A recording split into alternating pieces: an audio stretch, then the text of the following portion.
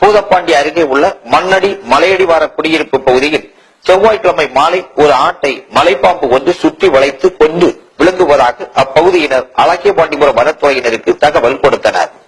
அதைத் தொடர்ந்து வனச்சரகர் சுப்பிரமணியம், வனவர் ராமலிங்கம் மற்றும் ஊழியர்கள் சம்பவ இடத்திற்கு விரைந்து சென்று பார்த்தனர். அப்போது அந்த மலைப்பாம்பு சுமார் 15 கிலோ